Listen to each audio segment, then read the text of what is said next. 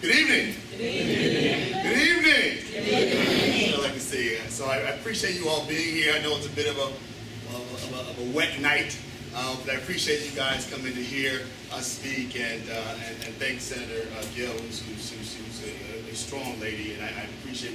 We usually get together over food. This is a little joke we have running with us here.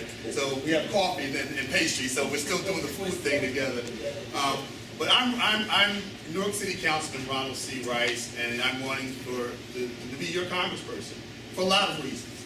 But let me tell you a little bit about who I am and why I think I'm the best qualified to represent you in the halls of Congress. I'm a third-generation New Yorker. My grandfather was a small business owner, owned his own barber shop.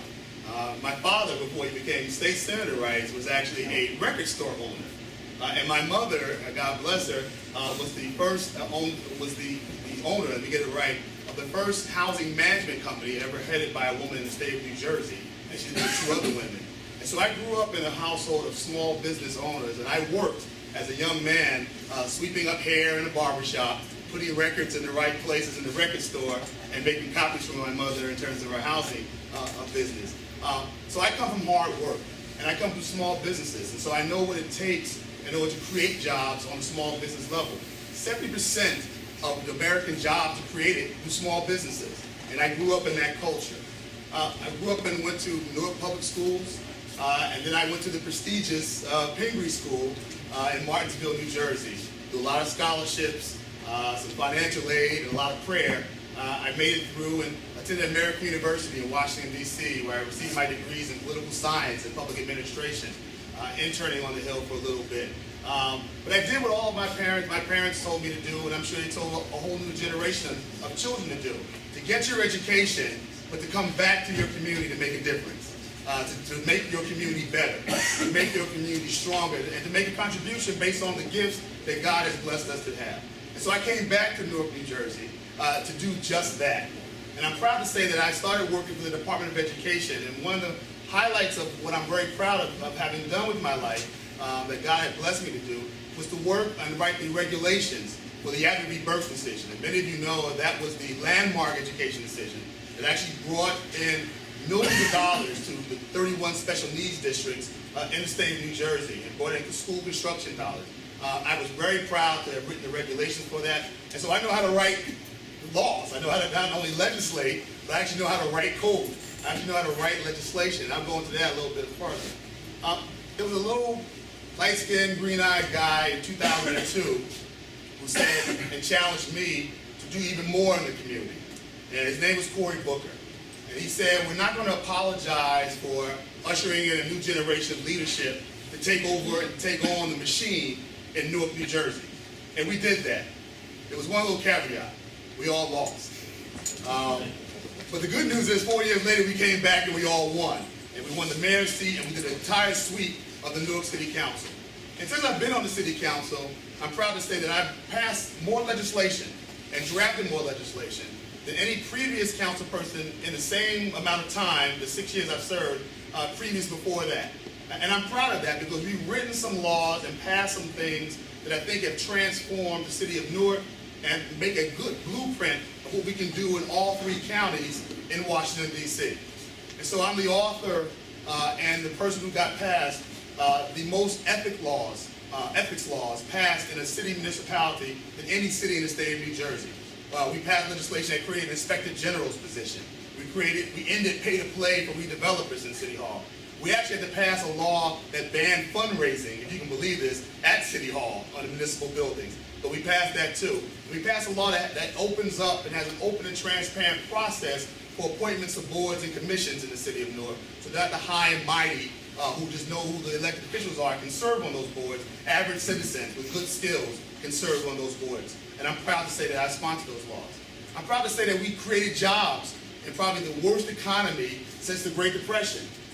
While people were hemorrhaging jobs all over the place. In 2007, we created something, myself and the mayor, called the Westward Abandoned Property Initiative, which was a way of identifying about 60 to 65 pieces of dilapidated city-owned property that had not been on the tax rolls for years, to rehabilitate them, not as infill housing, but to rehabilitate all 60 of them. And we got minority developers, so it had a win-win-win-win proposition to it. So we were redeveloping these homes, but we used developers from our community, African American, Latino, and women-based companies, some of which had never worked on housing before, got their first opportunities to rehabilitate housing. And that housing came back on the market and now rateables for the city. But then they had the other ripple effect. They hired Newarkers, and they hired other folks outside of the city who wanted to work. And on top of that, they hired folks who had records. And so we have a lot of folks like Build who are now building housing in this footprint that are actually now hiring folks who have records, who are hard to employ, are now getting the kind of skills they need. We did this with federal dollars, called NSP dollars. Some state money, some city dollars, but we use it in new ways. We had Arbor Day in my ward, so we planted 250 trees, and we built 2 new playgrounds in that ward as well. Because it's not, you don't redevelop a community by just brick and mortar. It's also about green spaces. It's also about having places for our children to grow and to live and to learn. And we did those things for our schools. And so those are the kind of ideas that we want to replicate, not just in Newark, but throughout the 3 counties. Those are things that we can take federal dollars today and replicate in a number of towns, in Linden, in Roselle, in Jersey City, in Newark, in Irvington, in Montclair, and other places. We can do those kinds of things because we've already done them in the city of Newark. I'm proud to say that we've saved jobs since I've been in office in the city of Newark. In 2010, and I love the mayor when he's right, but I'm critical of him when he's wrong as well. Submitted a budget to us in 2010 that required us to pass a municipal utilities authority to make up the difference in the budget gap that we had in the city. And if we didn't pass it, the mayor said, I'm going to do 1,200 layoffs, increase property taxes by 32%, and then have to privatize sanitation and motors. Well, we didn't vote for the MUA. And then the mayor put the budget in our lap and said, you're going to be responsible. Well, this councilman stood up and found revenue ideas and sources that while we weren't able to save all the jobs, we saved 400 jobs. We cut the proposed tax site in half to 16%. And yes, we stopped the privatization of sanitation and motors in the city of Newark. And I'm proud that my colleagues got behind it, but I'm the councilman that came up with the revenue ideas that have to make the tough decisions on how to get things done. Lastly, I'm somebody that's also taken my show on the road and supported Democrats throughout this state. I'm glad to say that this is not my first time being in Linden or my first time being in Roselle. I fought to support Democrats up and down Route 95 and the Garden State Parkway. Progressive Democrats who embody our values and support the way we live. And so I'm glad to see that we have a mayor and a council here from Roselle that I've knocked on doors with to get elected. Because I believe that when we have strong progressive leadership in Newark or in other cities, it's not complete unless there's progressive, good Democrats working for working class people everywhere. And so I'll go all over the state to campaign for good Democrats because that's the way I was taught, and there's strength in numbers. We have to have good Democrats in all our municipalities fighting against, yes, Republican extremism, but some Democrat extremism as well. Because independent Democratic leadership that we need in Washington has not only have to have the task of holding this right-wing, crazy, beyond the pale Republican majority in the House. It must have the courage to take on Democratic leadership when they stray from our values, as so many of our Democrats have done in the state to Governor Christie.